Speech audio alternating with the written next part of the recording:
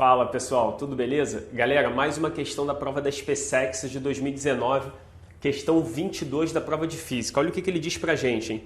Duas espiras circulares concêntricas e coplanares de raios R1 2 π metros. Então vamos anotar as coisas, né? Ele fala que o R1 vale 2 π metros. Ele diz que o R2 vale 4 π metros, e ele diz que elas são percorridas respectivamente por correntes de 6 amperes e 1, né? I1 vale 6 amperes e o I2 vale 8 amperes. Aí ele continua, conforme mostra o desenho, a intensidade módulo, né, do vetor indução magnética no centro da espira O é blá blá blá. Então ele quer o vetor indução magnética, então ele está querendo Bzão, né? E ele diz que a constante, né, de permeabilidade magnética do vácuo, que a gente costuma chamar de μ0, vale 4π vezes 10 a menos 7 Tesla metro por ampere. Então estão aí os dados que ele deu para a gente. Essa questão não tem conversa aqui, né? Ou você sabe a equação, ou você não faz a questão de jeito nenhum, não tem como escapar daí. No achismo não vai rolar. Vamos aproveitar para a gente fazer meio que um recordar e viver, né? Porque a gente está falando dessa matéria de eletromag, né? Eletromagnetismo. Então, vamos pensar no campo magnético. Pensando em campo magnético, a gente vai ter ele no fio.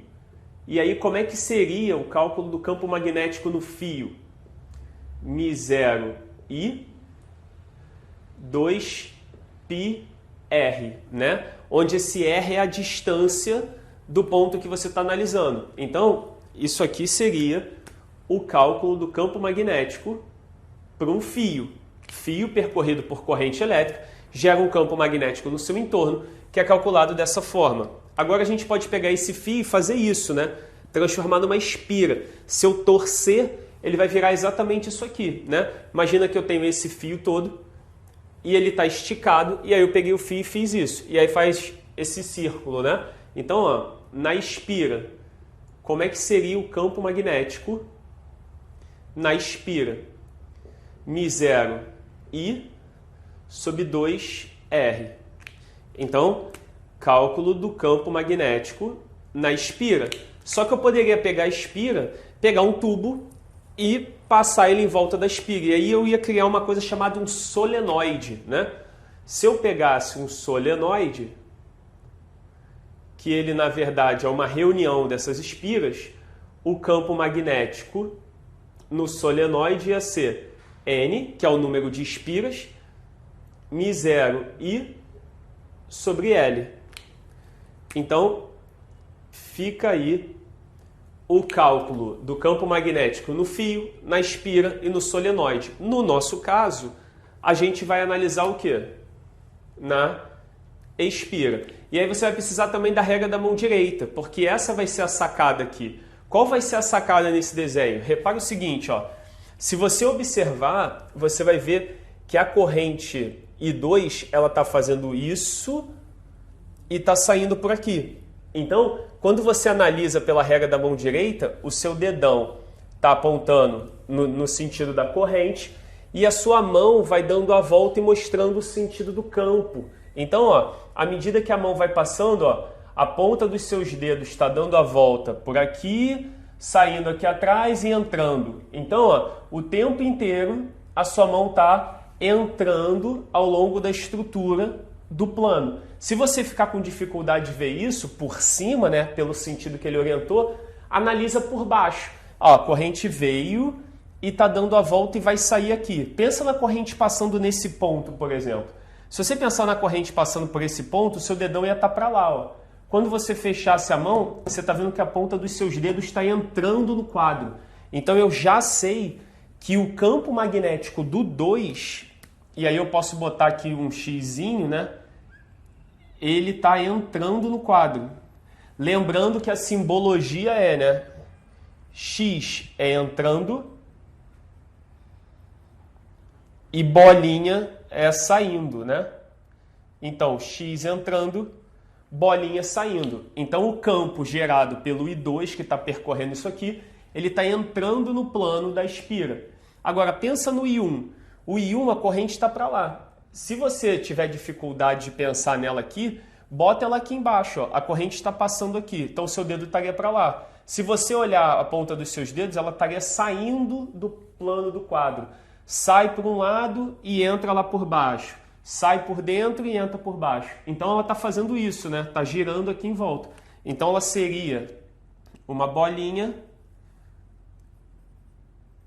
porque isso exemplifica que o campo está saindo do plano. Então, ó, x entrando, bolinha saindo. Então você já sabe que o campo gerado por 2 entra no plano e o campo gerado por 1 sai do plano. Repara, duas concepções extremamente conceituais. Se você não sabe a regra da mão direita, aqui você também ia ter que fazer loteria, porque você não ia saber se tem que somar ou subtrair um do outro.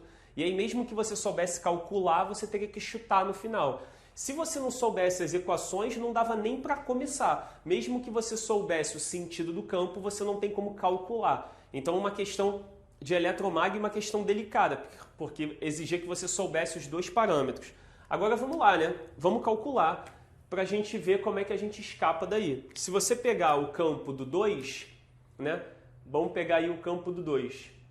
Vai ser μ0 I sobre 2R. Então vai ficar 4π vezes 10 a menos 7, tá lá, né? A corrente do 2 vale 8 amperes, dividido por 2R. Qual é o raio do 2? 4π metros, né? Então, 4π metros. Aqui você já consegue observar que dá para cortar, né? Opa! Aqui dá para cortar. Então, já sumiram esses dois. Aqui dá para cortar também, né? Eu corto 2 aqui com 8 aqui, ó. E aí aqui sobra 4 e aqui fica 1. Então, o campo do 2 ficou 4 vezes 10 a menos 7 teslas, né? Porque a unidade do campo é em tesla. Então, tá aí, 4 vezes 10 a menos 7. Vamos para o campo do 1. O campo do 1 vai ser μ0 I, 2R, 4π vezes 10 a menos 7. O I do 1 vai ser 6 amperes. Então, o I do 1 vale 6. 2 vezes o raio. O raio do 1 vale 2π. Então, ó, aqui 2π. E aí dá para cortar de novo, né? Corta esse π aqui com esse π. 2 e 2 vai dar 4. E aí eu posso cancelar esse 4 com esse aqui. E aí o que aconteceu? 6 vezes 10 a menos 7 teslas, né? Então eu tenho o campo do 1 e eu tenho o campo do 2. Agora, como é que eu vou fazer? Ele quer o campo resultante, né? Então, o campo resultante, ele vai ser a diferença dos dois campos. Eu tenho o campo 1, que é o meu B1, menos o meu B2. Isso aí vai ficar 6 vezes 10 a menos 7, menos 4 vezes 10 a menos 7. Então, o meu campo resultante, que eu vou chamar agora simbolizando de BR, vai ficar 6 menos 4 vai dar 2. 2 vezes 10 a menos 7 tesla. Tá aí o nosso gabarito e é a letra A, né? O nosso gabarito é a letra A. Beleza, pessoal? Repara, uma questão bem delicada, porque ou sabe as equações e sabe o conceito do uso da regra da mão direita, vamos até anotar isso, né? Regra da mão direita, ou não faz de jeito nenhum. E aí é uma questão que você tem que analisar com muito cuidado, por quê? Porque tinha resposta que simbolizava o somatório dos campos. Então, se você calculasse direito, mas usasse a regra da mão direita de forma equivocada, você ia somar os dois campos em vez de subtrair e ia ter opção para você também. Beleza? A gente se vê nos próximos vídeos. Tchau, tchau!